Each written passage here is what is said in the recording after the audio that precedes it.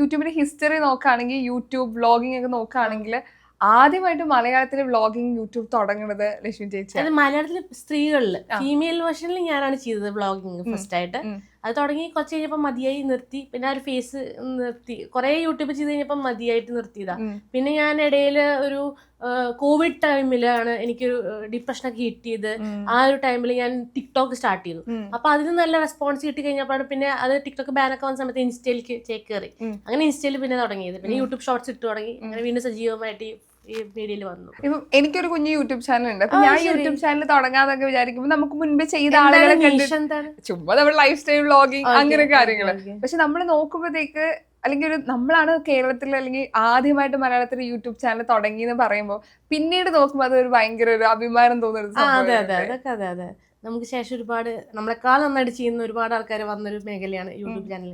അത് നല്ലൊരു അടിപൊളി സംഭവമാണ്. ഈ പൊതുവെ നമുക്ക് പഴയ നമ്മൾ ചെയ്ത വീഡിയോസ് കാണാനേ ക്രിഞ്ചാണ്, ഭയങ്കര ക്രിഞ്ചാണ്. ഞാൻ കാണാനേ പോകാറില്ല. അയ്യോ രക്ഷയില്ല. 10 വർഷം മുമ്പത്തൊക്കെ വീഡിയോസ് എടുത്ത് നോക്കുമ്പോൾ ഞാൻ ഇതൊക്കെ എന്തിനാണെന്ന് ഞാൻ ചെയ്തത്. അത് ഒരു ക്യാമറ, ഒരു ലൈറ്റിംഗ്. അപ്പൊ ലൈറ്റിംഗ് ഒന്നും ശരിയാപോലും അല്ല. ഇതൊക്കെ എല്ലാം ഒറ്റയ്ക്കാണ് ഞാൻ ചെയ്യാറ്. എഡിറ്റിംഗ്, പ്രീമിയർ പ്രോയിൽ എഡിറ്റിംഗ് ചെയ്യണ ഞാനാണ്, ലൈറ്റിംഗ് ഞാനാണ്, ക്യാമറ സെറ്റപ്പ് ചെയ്യുന്ന ഞാനാണ്. അപ്പൊ ഇപ്പൊ എടുത്ത് നോക്കുമ്പോഴേ ലൈറ്റൊന്നും ലൈറ്റിന്റെ വഴിക്ക്, ക്യാമറയുടെ വഴിക്ക്, ഞാൻ എന്റെ വഴിക്ക്, എല്ലാം തോന്നിയ പോലെയാണ്.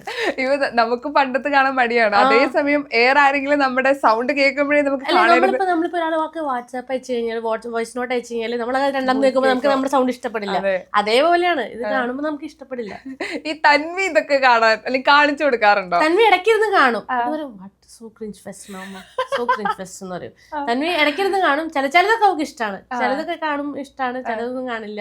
അവള് പൊതുവെ വീഡിയോക്ക് വരാൻ തന്നെ ഇഷ്ടമല്ലാത്ത ആളാണ്. പക്ഷേ പല വീഡിയോസിൽ സ്കോർ ചെയ്യുന്ന ആളാണ്. പക്ഷെ അവൾക്ക് വീഡിയോയിലൊന്നും വരാൻ ഇഷ്ടമല്ല. അത് ഈ ടീനേജേഴ്സിന്റെ ഒരു സ്വഭാവമാണ്. ഫോട്ടോ എടുക്കാൻ തന്നെ ഇങ്ങനെ എല്ലാം മുഖമൊക്കെ പൊത്തിച്ച് എല്ലാ മുഖം പൊത്തിയിട്ടുള്ള ഫോട്ടോസിൽ എല്ലാത്തിലും അവളുടെ മര്യാദക്കുള്ള ഒറ്റ ഫോട്ടോ എന്റെ മൊബൈലില്ല. എല്ലാം അങ്ങനത്തെ ഉണ്ടാവുള്ളൂ. അങ്ങനെയാണ് ഇപ്പത്തെ ജനറേഷൻ പിള്ളേരുടെ ചില കോൺവെർസേഷൻസ്, ചില വാക്കുകളൊന്നും നമുക്ക് മനസ്സിലാവില്ല. ഒരു അമ്മ എന്ന നിലയിലേ അവര് വെറുതെ കാര്യം എങ്ങനെ കണക്ട് ചെയ്യണം. ഞാൻ ChatGPT അടിച്ചു നോക്കും ഇതെന്താണ് ഇതിന്റെ അർത്ഥം എന്ന്. എന്നിട്ട് ഞാൻ തിരിച്ച് പറയും.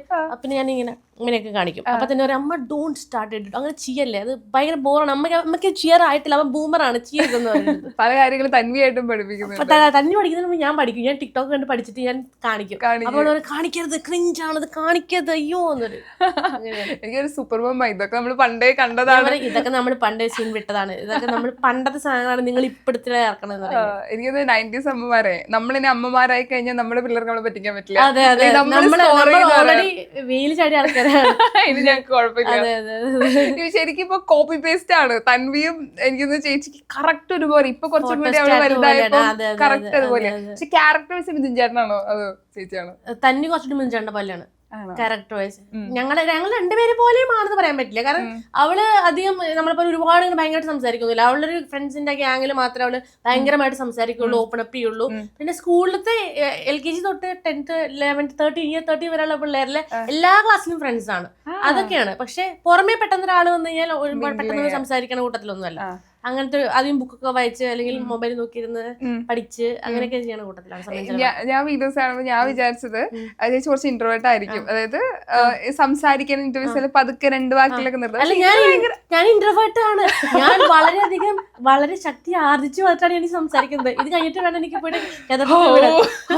ആവാൻ. ഞാൻ എത്രയോ നേരം പ്രാക്ടീസ് ചെയ്തിട്ടാന്ന് അറിയാൻ വന്നിരിക്കണത് ഇവിടെ. നിങ്ങൾക്ക് അതിന്റെ വിഷമം പറഞ്ഞാൽ മനസ്സിലാവില്ല. ശരി, ഇപ്പൊ ഞാനൊരു ഇന്റർവ്യൂവിൽ പറഞ്ഞിട്ടുണ്ടായിരുന്നു, ഞാനും ഇൻട്രോവേർട്ടാ, പക്ഷെ ക്യാമറ തുറക്കുമ്പോൾ നമ്മുടെ ജോലി സംസാരിക്കും. അപ്പൊ അതിന്റെ താഴെ വന്ന് കമന്റ് അതെന്താ അങ്ങനെ ഇതിന് പ്രൊമോഷൻ പോണെന്ന് തൊട്ട് ഞാൻ ഇൻട്രോവേർട്ടാണ്, ഞാൻ മിണ്ടില്ല എന്ന് പറഞ്ഞിരിക്കാൻ പറ്റില്ലല്ലോ.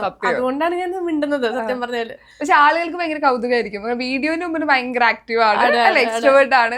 അതെങ്ങനെയാ ക്യാമറ ഓൺ ചെയ്ത് നമ്മുടെ ഒരു സ്പേസിൽ എത്തുമ്പോഴാണ്? അത് പിന്നെ നമ്മൾ അധികം ഷൂട്ട് നടക്കുന്നത് നമ്മുടെ വീട്ടിനുള്ള. അപ്പൊ നമ്മുടെ വീട് പറഞ്ഞാൽ നമ്മുടെ സ്പേസ് അല്ലേ. അപ്പൊ പിന്നെ പ്രശ്നമില്ല. പിന്നെ കൂടെ അഭിനയിക്കുന്ന മിഞ്ചേട്ടൻ അല്ലെങ്കിൽ തൻവി, പിന്നെ അല്ലെങ്കിൽ ഞങ്ങളുടെ ഫ്രണ്ട് അജീഷ്, അങ്ങനെയാണ് നമ്മുടെ കൂടെ അഭിനയിക്കുന്നത്.